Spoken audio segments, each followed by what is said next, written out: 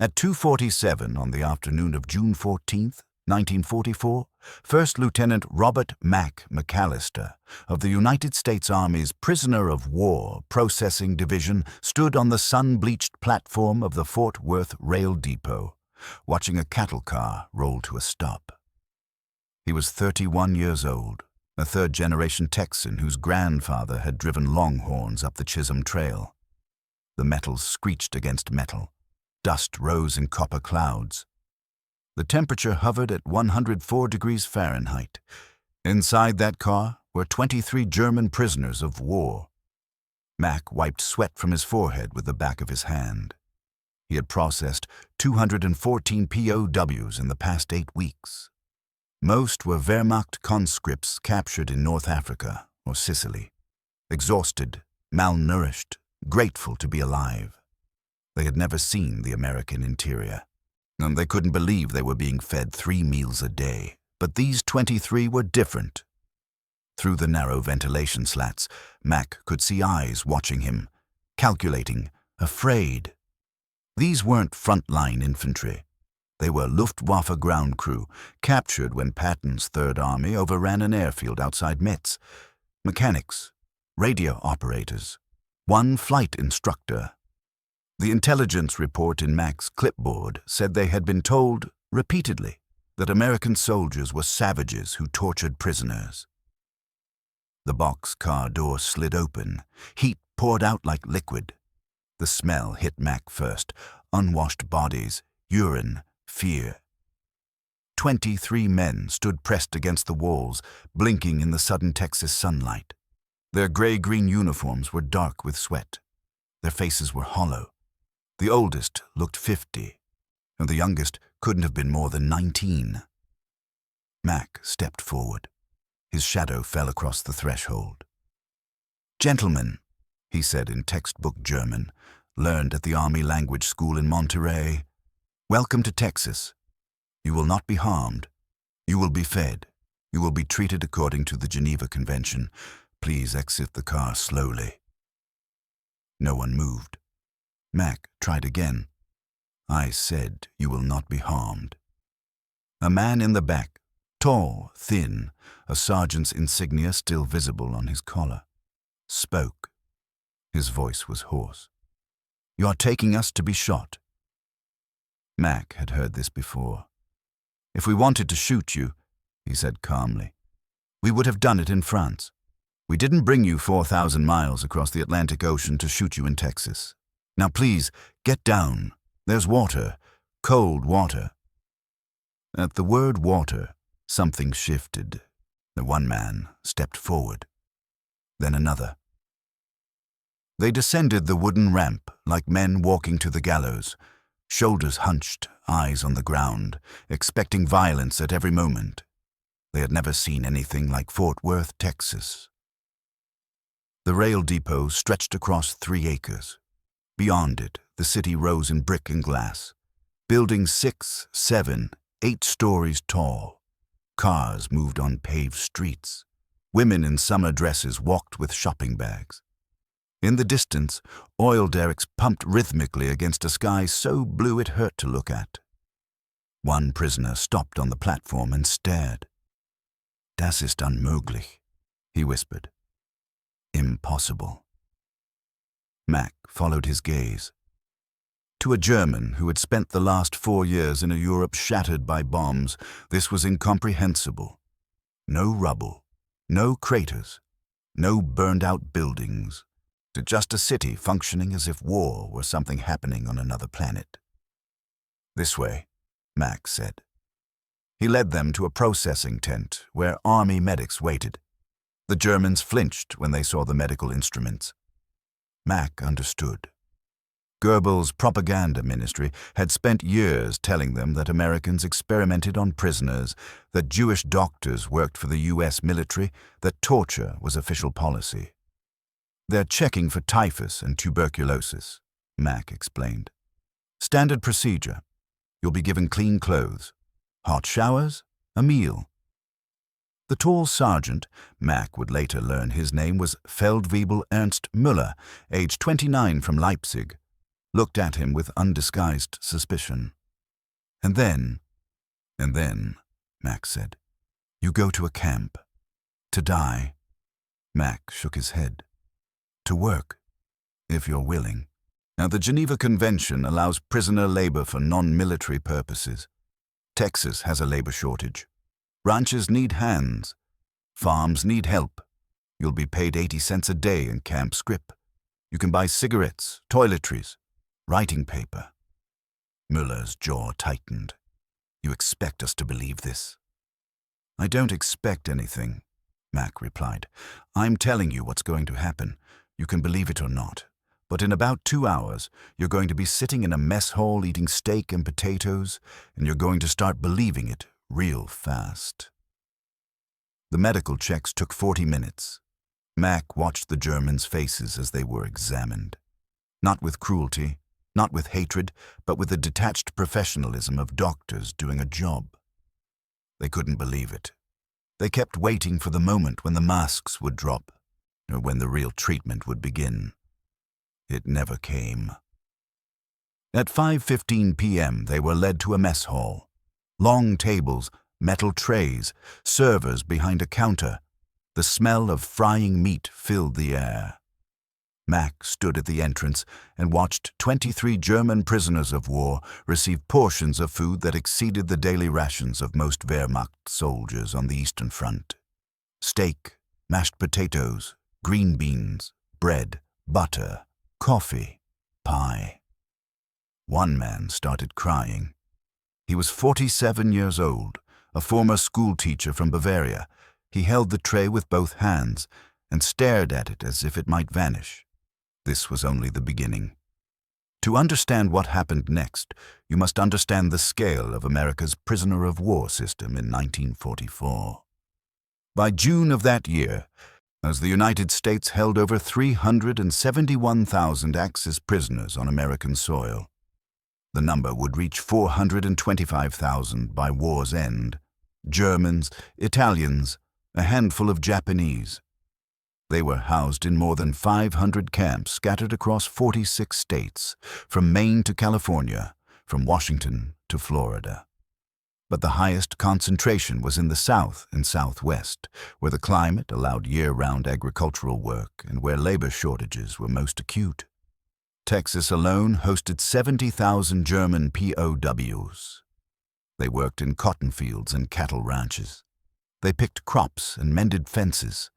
They lived in camps that the International Red Cross inspected regularly and, in report after report, found to be in full compliance with the Geneva Convention of 1929. Some camps had baseball fields. Many had libraries. A few had orchestras. This was not mercy. This was policy. The United States had 3 strategic reasons for treating POWs well. First, reciprocity.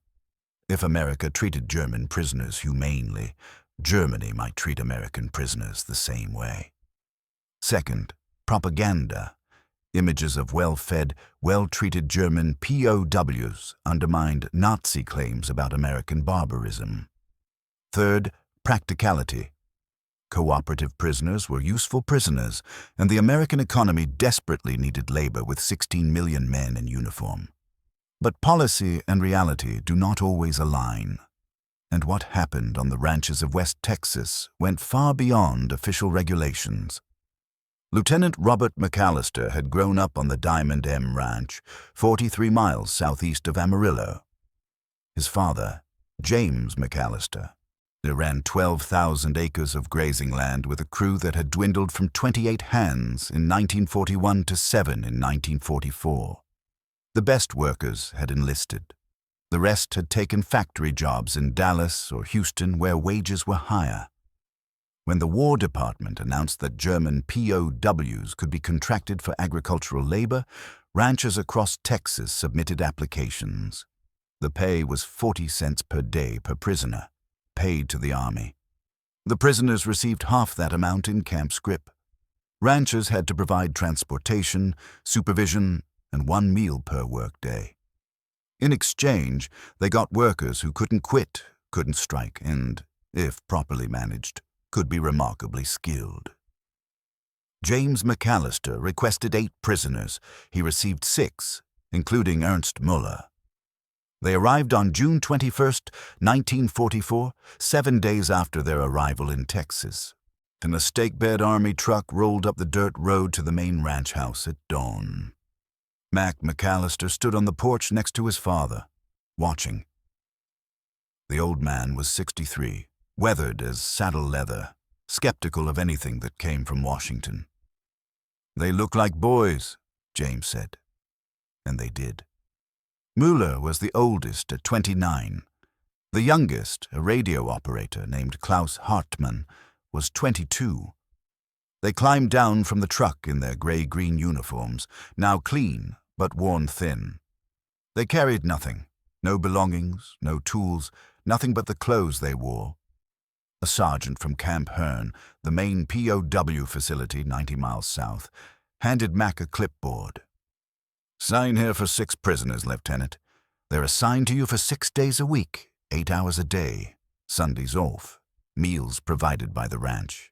And a return transport at 1,700 hours daily. Any problems, you call the camp commander." Mac signed.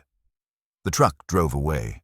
6 German prisoners stood in the Texas dust, surrounded by cowboys with expressions ranging from curiosity to hostility. James McAllister stepped off the porch. He was not a tall man, but he carried himself with the authority of someone who had broken horses and weathered droughts and outlasted the Depression. He looked at each prisoner in turn, then spoke in English. "I don't speak German. You're going to have to learn some English. My son will translate for now. You're here to work. Ranching is hard. You'll be moving cattle, mending fences, fixing equipment. You'll work in the sun. You'll get dirty. You'll get tired. But you'll be treated fairly. You'll eat the same food my men eat. As you'll drink from the same water barrel, you'll get the same breaks. Do your job, and we'll get along fine.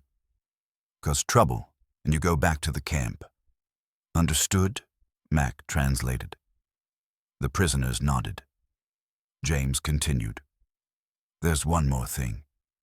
I fought in the last war, France, 1918. I killed Germans.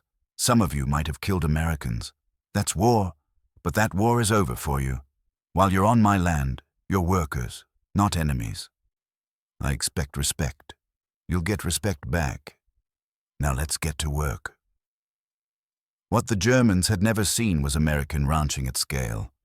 The Diamond M wasn't a small farm worked by a family.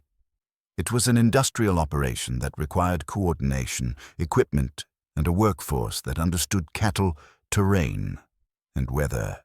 The ranching culture of West Texas had been built over generations by men who valued competence above nationality, toughness above background, and results above ideology. The prisoners couldn't believe they were expected to work alongside Americans. On that first day, Muller was assigned to a fence crew with 2 cowboys, an older man named Roy Clemens and a younger hand, barely 18, named Tommy Briggs. Roy handed Muller a post-hole digger and pointed at a line of markers stretching across a pasture. "Every 12 feet, Roy said. 2 feet deep." Miller stared at the tool. He had been a Luftwaffe mechanic. He had never dug a post hole in his life. Tommy grinned. "City boy, huh?" He took the digger, demonstrated the motion, drive, twist, lift, and handed it back. Like that. We got 300 yards to cover before lunch. They worked in silence for the first hour. The sun climbed. The heat became brutal. Miller's hands blistered. But he kept digging. Every 12 feet, 2 feet deep. Roy and Tommy set the posts, strung the wire, moved on. At noon, they stopped. Roy pulled a canteen from his saddlebag and handed it to Muller. "Drink." Miller hesitated. This was not the treatment he had expected. This was not the America that Goebbels had described. Cowboys did not share water with prisoners. Cowboys did not work beside enemies. Cowboys, according to the propaganda, were violent, lawless savages who shot first and asked questions never. But here was Roy Clemens, age 54, offering water. Miller drank. "You did good," Roy said. Mac translated. "Better than some we've had. You keep that pace, and you'll do fine." It was the first compliment Ernst Müller had received from an American. It would not be the last. The first week unfolded in a rhythm the Germans had never imagined possible. They rose at 5:30 a.m. when the truck from Camp Hearn arrived. They worked until noon, broke for a meal, usually beef stew or sandwiches, then worked until 5 p.m. when the truck returned. They were paid 80 cents a day in camp scrip. They were tired. They were sunburned. They were treated like workers. This, more than anything, destabilized them. Ernst Müller had been a mechanic in the Luftwaffe for 4 years. He had watched the war turn against Germany at Stalingrad, at Kursk, at Normandy. He had expected that capture meant death or, at best, brutal imprisonment in conditions designed to break men. He had steeled himself for cruelty. Instead, he got barbed wire and cattle. On the 4th day, Müller was assigned to the machine shop, a corrugated metal barn where the ranch's tractors, trucks, and equipment were maintained. The foreman was a man named Luther Hayes, 61 years old, who had been fixing engines since before the First War. Luther spoke no German, Müller spoke almost no English, but they both spoke the universal language of machinery. Luther handed Müller a wrench, pointed at a disassembled tractor engine, and said, "Make it work." For the first time since his capture, Müller felt useful. He spent 3 hours diagnosing the problem, a cracked cylinder head that had been welded poorly and was leaking compression. He sketched a diagram, showed Luther, and mimed the repair process. Luther watched, nodded, and handed him a cutting torch. So they worked side by side until the engine ran smoothly. When they finished, Luther clapped Müller on the shoulder and said something Müller didn't understand. Mac, who had stopped by to check on the prisoners, translated. "He says you're a hell of a mechanic." Müller couldn't believe it. An American was praising his work. An American was treating him like a colleague, not a prisoner, not an enemy, but a man who understood engines. That night, back at Camp Hearn, Müller wrote a letter to his wife in Leipzig. The letter would never arrive. The city would be bombed into rubble before the year ended. But he wrote it anyway. "Liebe Anna, I do not know if you will ever read this, but I must tell you what I have seen. America is not what we were told.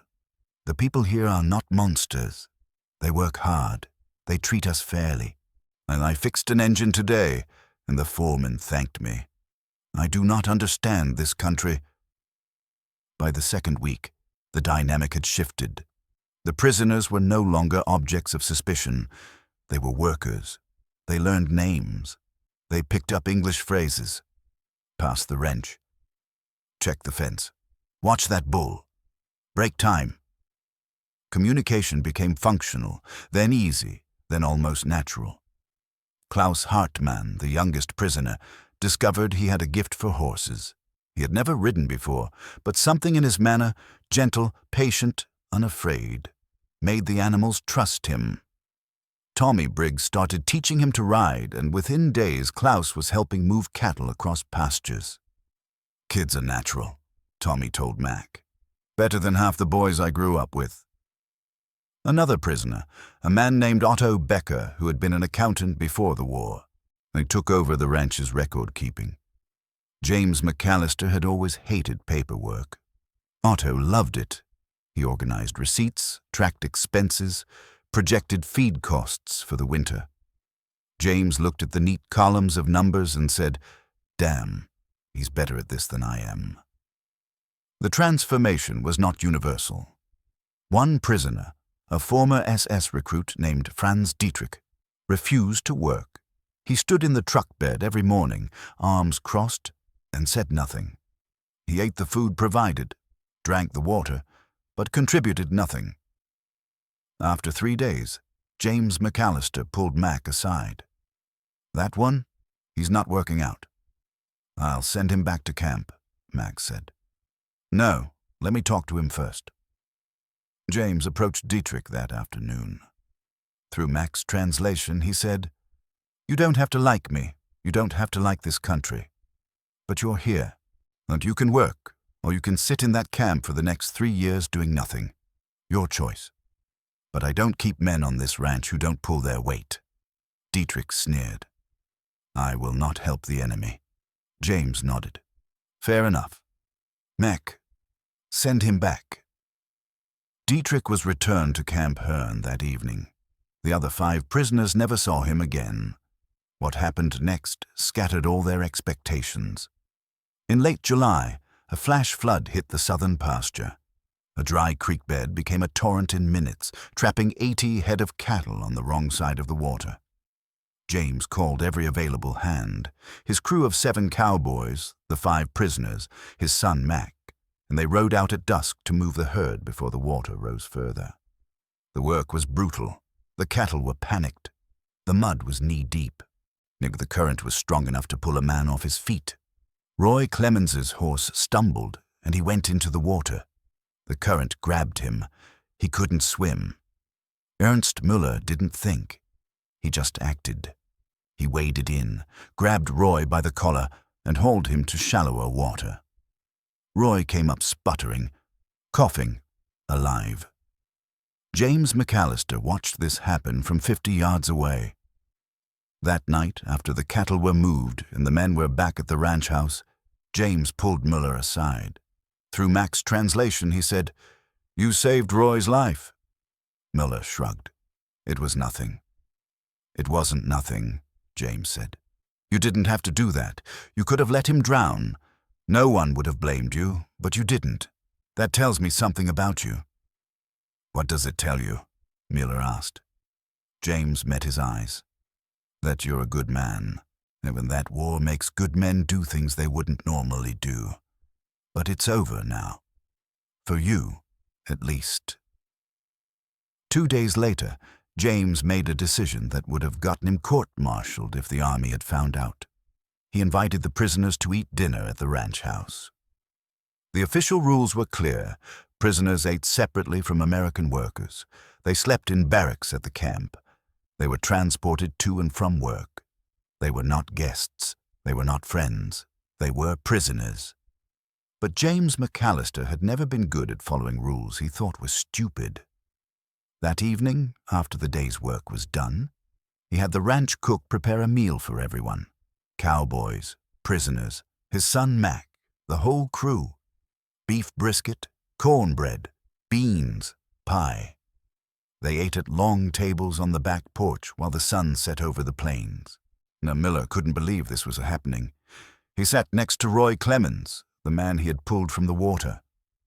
Roy was talking, gesturing, laughing, telling a story Mac was translating about a bull that had once chased him up a windmill. Klaus sat across the table, grinning, trying to follow the English. Otto was showing Tommy his sketches of the ranch. The conversation flowed. For 2 hours, they were not prisoners and captors.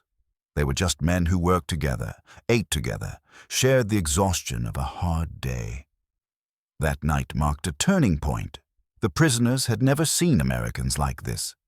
Not in propaganda films, not in briefings, not in the whispered warnings of ideology. They had been told Americans were weak, soft, obsessed with material comfort, incapable of sacrifice. They had been told Americans had no culture, no history, no values worth defending. But here were men who worked 16-hour days in brutal heat. Here were men who valued competence, loyalty, and courage. Here were men who pulled drowning strangers from flood waters without hesitation. And here, in the vastness of Texas, under a sky filled with more stars than Müller had seen in years, he began to understand something terrifying. Germany had lost this war, not because Americans were weak, but because they were not. The propaganda had been a lie. All of it. And if that was a lie, what else had been? By September 1944, the 5 German prisoners had been on the Diamond M Ranch for nearly 3 months. They were no longer novelties. They were no longer strangers. They were, improbably, part of the crew. They knew the names of every horse in the stable. So they knew which cattle had personalities, which pastures flooded in rain, which equipment needed constant maintenance. They knew Roy's stories, Tommy's jokes, Luther's perfectionism. And then something happened that no one expected. James McAllister offered to let them stay through the winter. The official arrangement was supposed to end in October when the harvest season concluded and ranching work slowed. The prisoners would be returned to Camp Hearn full-time. But James had other plans. He submitted a request to the War Department, extend the contract, allow the prisoners to live on site in the bunkhouse, keep them working through the winter months when labor was still needed. The Army approved it. On October 15th, Mac drove out to the ranch with the paperwork. He found his father and Müller repairing a windmill and working in the kind of silent coordination that comes from weeks of shared labor. "Ernst," Mac called up.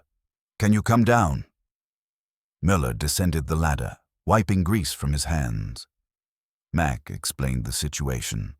The 5 prisoners could stay on the ranch. They would move from Camp Hearn to the bunkhouse, the same building where the Cowboys slept. They would work the same schedule. They would eat the same meals. They would, effectively, live as ranch hands for the duration of the war. Müller stared at Mac.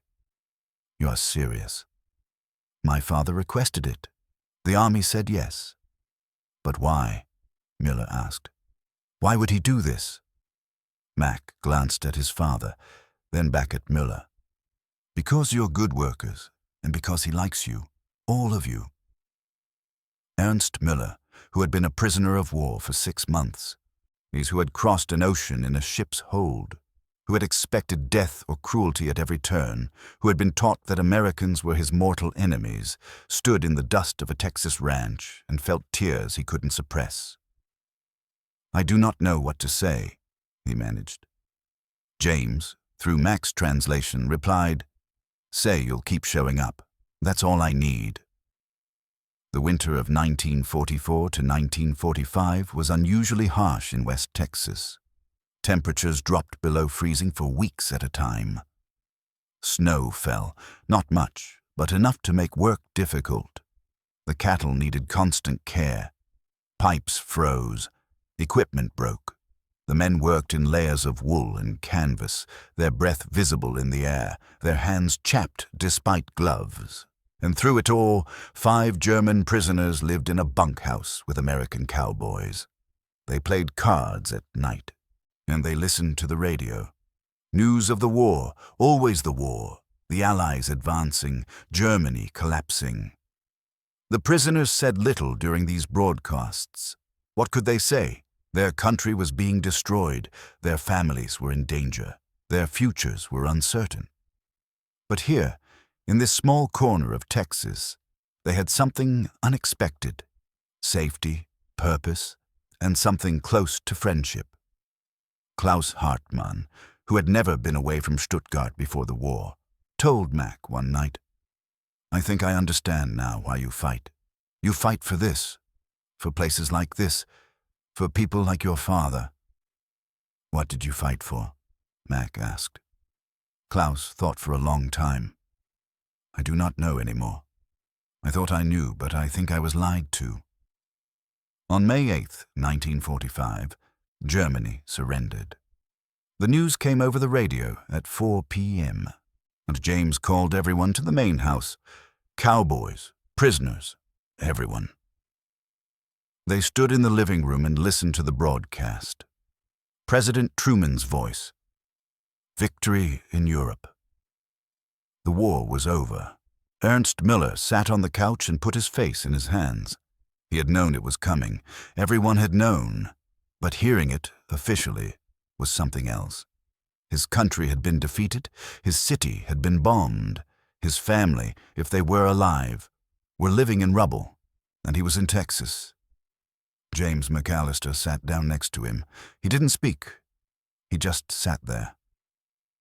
After a long moment, he put a hand on Miller's shoulder. "I'm sorry," James said. Miller looked up. "For what?"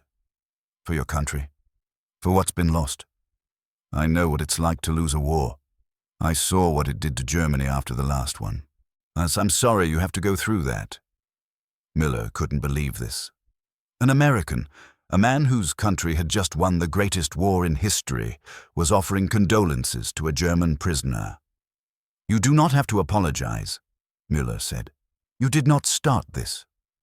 "No," James agreed, "but I understand loss. That's not something only one side feels." They sat together in silence while the radio announcer described celebrations in New York, London, Paris. Outside, the sun was setting over pastures that looked exactly as they had the day before. The war was over in Europe, but on the Diamond M Ranch, work would continue tomorrow as it had for months. Nothing had changed. Everything had changed. The prisoners remained on the ranch until January 1946. Officially, they were still POWs. Repatriation took time. Europe was chaos. And the American military had higher priorities than sending prisoners home quickly.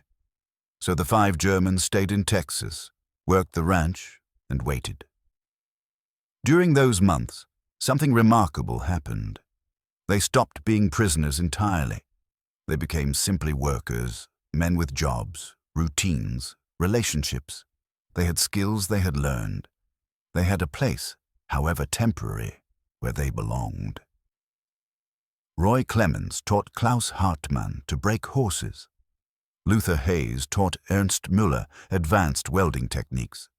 Tommy Briggs had grown into a competent cowboy with Klaus as his riding partner. Otto Becker had organized the ranch's finances so thoroughly that James joked he should stay permanently as the accountant. In December 1945, Mac brought news. The prisoners would be repatriated in February. Ships were leaving from New York, and they would return to Germany, specifically to the British occupation zone where Leipzig now sat. Müller received the news without expression. "So it is time." "It is," Mac confirmed. "What will we find?" Müller asked. "When we go back?" Mac didn't sugarcoat it. "Rubble, hunger, chaos. It will be hard. But it's your home." "This place felt like home too," Müller said quietly. On their last day, January 19, 1946, James McAllister called the 5 prisoners to the main house. He had something for each of them. For Ernst Müller, a set of mechanics' tools, American-made in a leather case. "You'll need these," James said. For Klaus Hartmann, a letter of recommendation, written in English and German, attesting to his skill with horses. "Show this to anyone who needs a ranch hand." For Otto Becker, a new ledger book and a fountain pen. "Keep tracking things. Someone will need your skills." And then James said something that Mac struggled to translate because the emotion made his voice catch. "You came here as enemies. You're leaving as friends. I don't know what your lives will be like when you get home. I don't know if we'll ever see each other again, but I want you to know this. You were good men. You worked hard. You were honest. You earned respect. And if you ever find yourselves back in Texas, you have a place here." Ernst Müller, who had been a prisoner of war for 20 months, who had expected nothing but cruelty, who had found something he couldn't quite name, stood and shook James McAllister's hand. "Danke," he said, "for everything." The truck came at dawn. 5 men climbed into the back, their belongings packed in duffel bags the army had provided. So the engine started. The truck rolled down the dirt road. Mac stood on the porch next to his father, watching them go. At the gate, Klaus Hartmann turned and waved. The Cowboys waved back, and then the truck disappeared over the horizon, carrying 5 Germans back toward a Europe they no longer recognized, away from a Texas they had never expected to exist. The war had scattered millions. It had destroyed cities and countries and lives. But for 18 months, 5 men had found something in Texas that propaganda said was impossible. They had found Americans who treated them like human beings. They had found work that gave them dignity. 3 of the 5 prisoners never returned to Texas. Records show that Ernst Müller died in Leipzig in 1962. Otto Becker emigrated to Canada in 1951. But Klaus Hartmann came back. In 1953, 8 years after the war ended, a letter arrived at the Diamond M Ranch. It said, "Dear Mr. McAllister, you may not remember me, but I was one of the prisoners who worked on your ranch. I'm writing to ask if you might still have need of a man who knows horses. I've saved money for passage. If there is room for me, I would like to come back to Texas. Sincerely, Klaus Hartmann." James McAllister read the letter twice, then handed it to his son. "Write him back," James said. "Tell him yes." Klaus Hartmann arrived in October 1953. He worked on the Diamond M Ranch until his retirement in 1987. He became an American citizen in 1959. When he died in 1991 at age 69, he was buried in the cemetery outside Amarillo, under a headstone that reads, "Klaus Hartmann, Yi Ju Erkara, I Ju Ju Yi," a cowboy. The story of German POWs on American ranches was not unique to the Diamond M. Across Texas, across the South, across the farmlands of the Midwest, hundreds of similar arrangements unfolded. German prisoners discovered that the propaganda was a lie. Americans were not weak. They were not cruel. They were simply people, hard-working, pragmatic, occasionally generous people who valued competence and fairness more than nationality. This was not universal. There were camps where conditions were harsh, but for many German POWs, their time in America was a revelation. James McAllister died in 1968. His son, Mac, continued running the ranch until 1984. The Diamond M is still operational today, run by James's great-granddaughter. There is a small plaque near the main house that reads, "In memory of the men who worked this land, Yijusi si kara Ijusi liu," regardless of the uniform they once wore. And on a shelf in the ranch office, there is a photograph.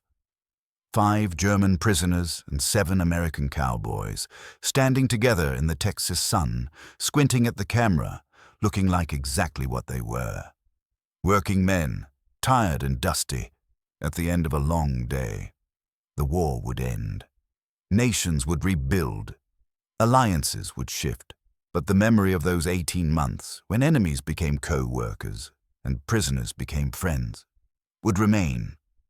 Because in the end, war makes everyone sorry.